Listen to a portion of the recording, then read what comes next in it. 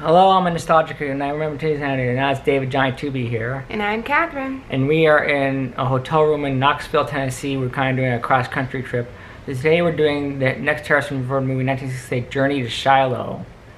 And any pre-thoughts of the movie? No, but I enjoyed the movie a lot better than I thought I would. I wasn't pro-South, but I thought the movie was very cute. Yeah. So, anyway, to begin, we have Harrison Ford is just basically an extra. He only has a few lines, and basically it's about. And James Caan is the main character, and 7 of them are trying to join the Southern Confederates. And that being said, they are what do you call it? They're trying to join the Confederate Army. They're kind of like cowboy soldiers. Yeah. And they're coming from Comanche County, Texas, to go to the war. Fight in the war. And find the war, and everything's not the way they thought it would be. Yeah, they learn about the different views of slavery and black rights, and I think a few of them changed their minds. Yeah. So we begin with the 7 of them all excited about being Confederates. And here's like right here.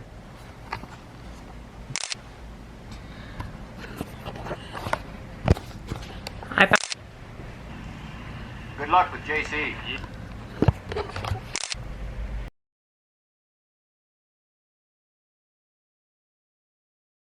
Was their leader, the captain of this crew. The Indians made him orphan at the age of 2. Miller Knowles, Buck Saddle Buddy, as steady as the sun. He followed every order, he was the loyal one. Toto McLean was the quiet one, a man that you could trust. His blood a Texas water, his flesh a Texas dust. That's Harrison Ford. U.B. Bell was their jester, making laughter was his aim. And war, the way he heard it, was just another game. Willie Bill was born in Pecos, 18 summers he has seen. He's old enough to soldier, Willie C-19. The youngest one was Little Bit, Jed Luckett's only son, a hurrying to reach the war before the fighting's done.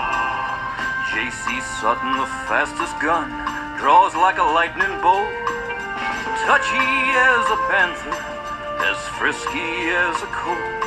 There were 7 long-haired Texans, all dressed in buckskin brown, heading for the Civil War road into Dallas town. Into Dallas, and the first thing they notice is that everything's not the way things are in Texas. They're thinking that the slaves are supposed to be like whipped, and why are the slaves pro-South? And it was very surprising to them. Yeah, that is always surprising when you're watching a movie and you see a slave that is so into the owner that they're brainwashed. You know, they don't know another life, and they think that they're being treated like royalty. And some of them were, but they still have the slavery on their name. Yeah. It was very odd. It's like that was the first kind of notion, because they're thinking, oh, I think that was their first surprise to them when they came into Texas. So.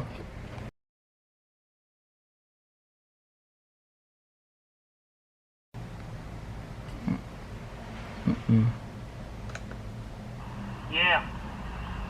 Captain Burnett, you want to come to a party? What kind of party? Go? Yeah, now you're talking, Buck. Now listen, you tell them to stand by, all right? Because the Concho County... I'm from. Where is that, gentlemen? Concho County, way out west of here. My, you're a long ways from home. It's going to be longer. Heading for Virginia. Ain't that nice? You know where the war is. We're going to fight Yankees. I hear tell the Yankees is fighting us. I hear tell they're mighty mean. Oh, I reckon we'll whoop 'em, though. We? Yes, sir. Us Southerners. You live here? Yes, sir. I runs the cotton gin for Colonel Claiborne. Yo, Buck, I swear his house better than mine. I never seen a slave before. That's something. Well, we just folks, sir. Only difference is we belong to Colonel Claiborne. He's a mighty fine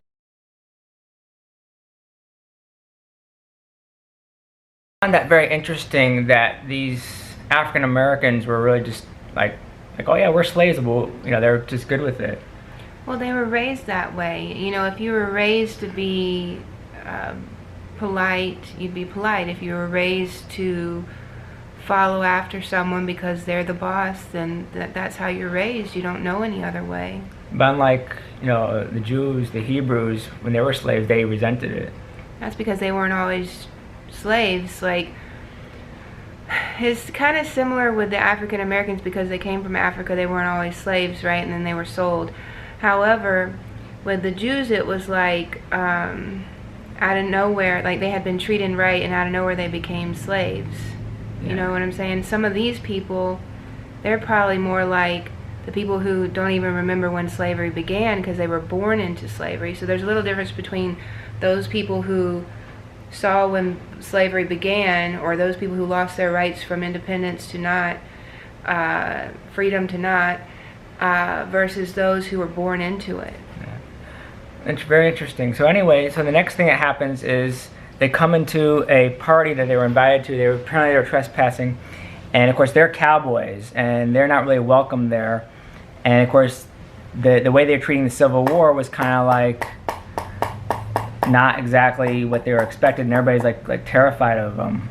It's kind of like, is this the right thing for them? It's kind of weird, and so everything's kind of going. So like everything they were believing is kind of not what they expected so far. Everything's kind of going loopy lopsided here. You are. Take a step to you. These gentlemen are not to be allowed in the house again.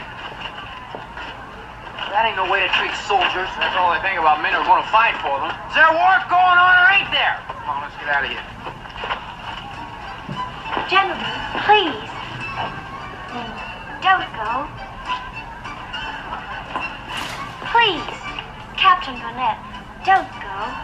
If anyone belongs here, you do.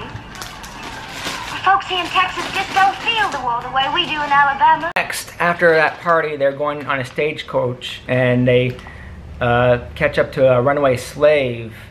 And of course, runaway slaves were hunted down like animals. And this is actual history, and I guess they kind of got to their heart that they're saying, wait a minute, they're people too. These aren't animals, and they kind of felt bad about that. Because it's like, these aren't animals, these are human beings. They have souls too. They have hearts and lungs like we do. And I think they're kind of saying, okay, maybe the Civil War is now cracked up to what it is to be. I also wanted to say that on Catherine's Corner I do a lot of cooking, but right now I'm trying to go on a diet. I'm trying to lose some weight, and these Quaker caramels are delicious, and they're only 110 calories for about 16 of them. Where can you find them? You can find them at the store, like Walmart or Target or grocery stores. Yeah. Up a little bit. One of the cowboys decided to desert them. He kind of just wanted to go his own way, just real quick. And I think Harrison Ford's one only line in this movie. Buckskin's popped a splint. Your horse is still to pasture. Willie Bill, you've been riding the saddle dog all week. Now, if we're going to get to Richmond while there's still a war on, we're going to have to do something. I've been thinking. The general's been thinking. We got nothing to worry about. Well, town, get the best price. What do you think, Buck? Get the tickets and wait for me at the stage depot. He's mighty previous with that gun of his, Buck. You watch him. Yeah, I know it. If it should happen, I'm not there on time. You leave without me, that's an order. You mind what I said, Miller? That was Harrison Ford's one and only line. That was his only line. Any thoughts on that one? That's neat. Yeah, it's only 1968, young Harrison Ford.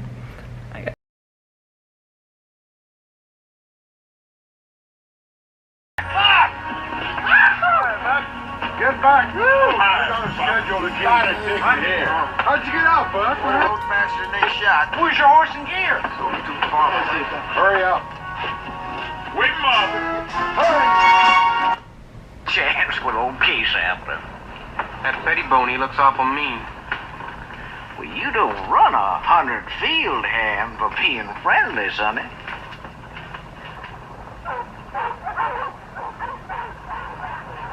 Yeah, that's Ben Swayze's Red Bones running full bell on a hot track.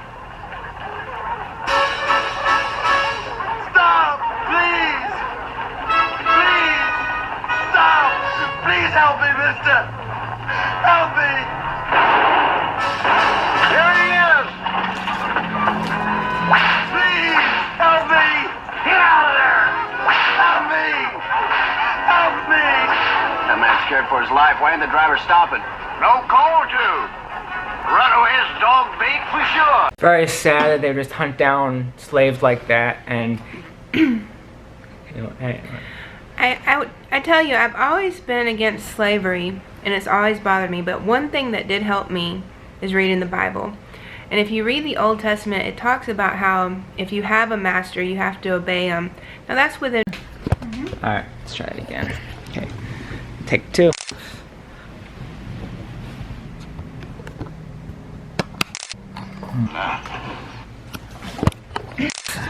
Oh. So that was... Alright.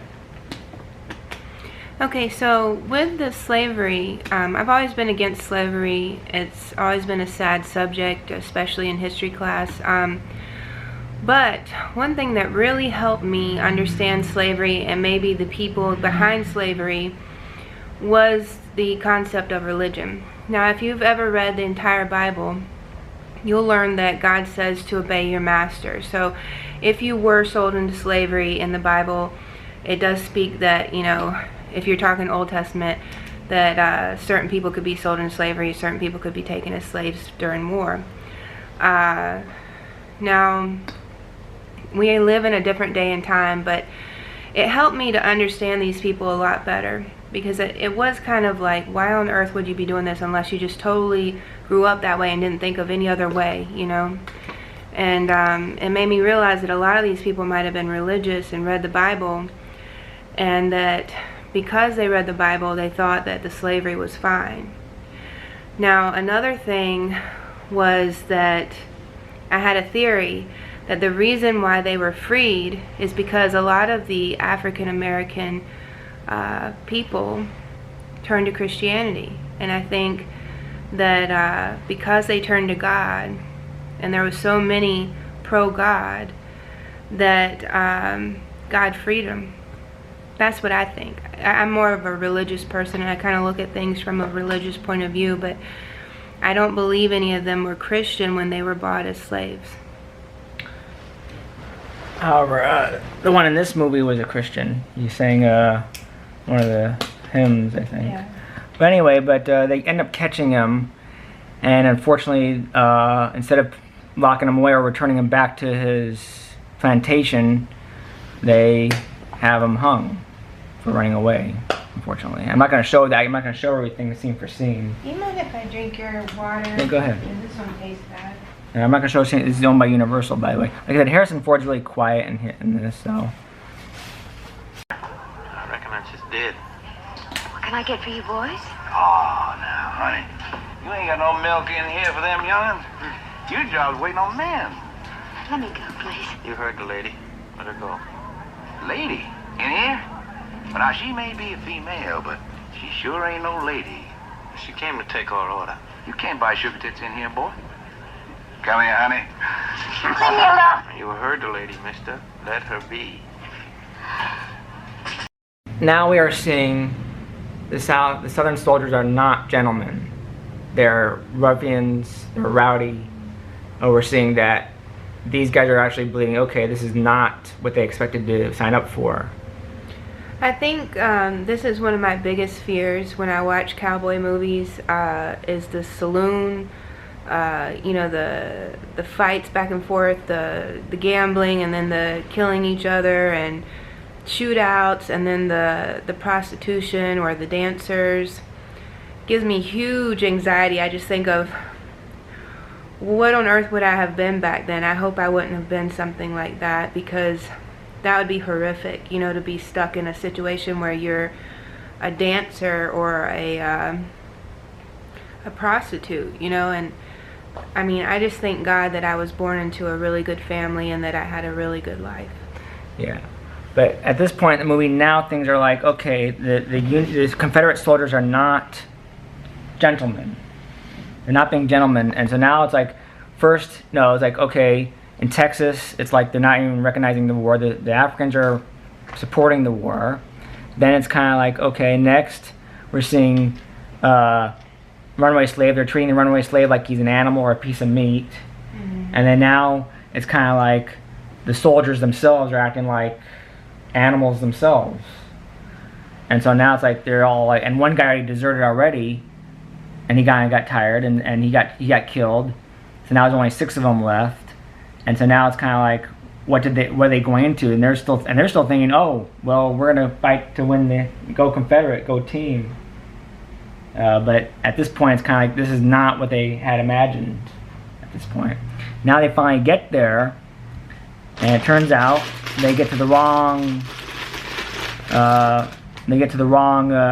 Sign-up part, and it turns out they're getting into the wrong army, and they're being deceived here. They want to be cavalry, and they have to be infantry. Brigade, Richmond, Virginia. Oh, we might be able to make it a little easier for you. Come on over to the tent. The colonel wants to see you. Yeah, you a real colonel? Double registered and stamped. Doggone, we're gonna meet a colonel. Come on. So you're meaning to sign up? Oh, yes, sir, as soon as we get to Richmond. Well, maybe I can help you out. How'd you like to sign up here and now? Kind of return you the favor you did us. Say, that'd be fine. You mean we'd be on army pay from right now, sir? That's what I mean. I reckon that'd be fine, Colonel. We appreciate it. I'm glad to do it, boys. Face the flag and raise your right hands. All of you say, I do, after this oath. Do each of you solemnly swear to protect the sovereignty and the honor of the Confederate States of America now and henceforth with life and limb, so help you God? I do. You are now members of the Army of the Confederacy. Congratulations. Sergeant? Sir. Aye. Hey. That means turn to your right. That's the way, boys. Forward. Hard.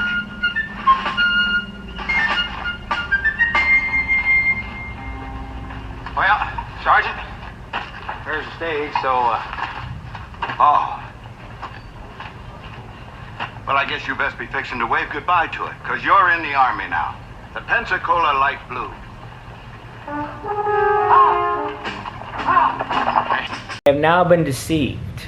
They thought they were going to join the cavalry in Richmond, Virginia, and now they're somewhere in Florida, and they're in a deceiving thing. And now they're going to see the real war. And I see war is basically bullshit. Excuse my language. And sorry about my language. But yeah, war is hell. War is bullshit. And one by one, someone's going to die. They're being ordered. And this is not what they signed up for, what they thought. Mm-hmm. And you want to add? I thought it was quite scary. I think whenever you sign up for war, when you sign up for the military, it can be very scary. And I am very proud of everyone who has fought for us, and I'm very happy the North won. And I want to say thank you to everyone who has served for our country, and we appreciate it. So Harrison Ford dies off. They don't show him dying. Like one guy gets green, and one guy tries deserting. They actually tried helping some Union soldiers, and here they go in a barn, and helping Union soldier was considered mutiny. Mm-hmm. And this is what and of course because they were trying to desert and hiding in a barn. They realized, we're all the same. What are we fighting this for? that's dismal.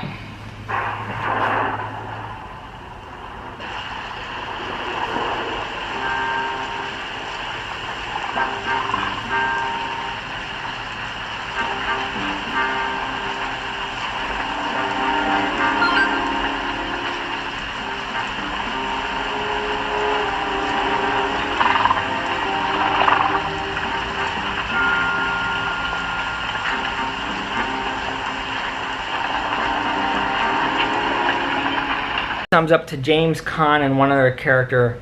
Everybody's dead except for James Caan and one other character, and basically they both kind of were trying to desert Confederate Army, and of course they kind of releasing James Caan at the end, and they kind of realized, just let him go, and right at the end, so that's kind of how it ends. pastures. He leadeth me beside the still waters. He restoreth my soul.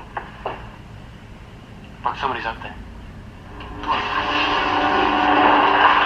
Everybody put up your hands. You're all under arrest. All right, boys, move out. Come on, get out. Come on.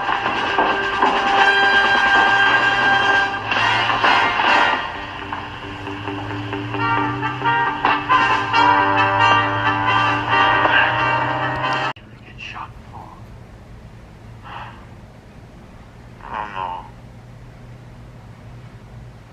I don't know nothing about this damn war. Don't know. You, me. Little bit. Wheeler Bill, Casey, they're all dead. Shh. We didn't make much of a splash, now did we? That pretty girl in Mendota. She said we were Southern patriots.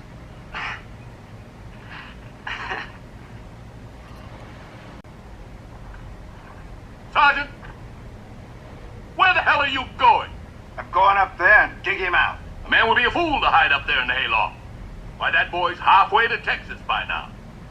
But my horse is still tied up outside. Are you arguing with me, Sergeant? No, sir. No.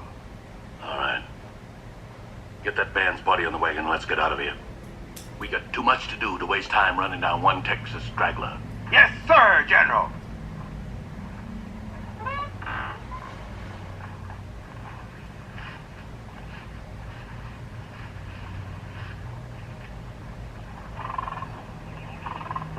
Send a detail out to pick up that horse in the morning.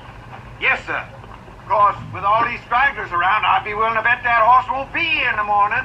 Just follow orders, Sergeant.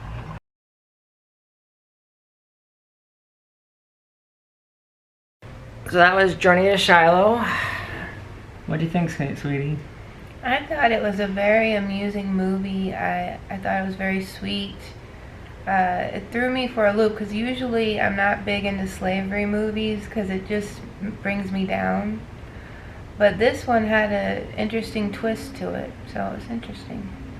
So I thought it was really interesting. It opened your eyes to, of course, I was born in California, so I was raised to know that slavery was wrong. I was also born a Jew, and I know slavery was wrong because of Exodus. So I know fully well what it's like to be. And of course, the Jews went through the Holocaust, so I kind of know all about all this in my head. So, but yeah, war is bullshit. Sorry for my profanity. And it was a really good movie. That was Harrison Ford's cameo. You know, he was credited. And then the next movie we're gonna do is Dumbo. I'm Johnny Tooby. And I'm Catherine. We're signing off.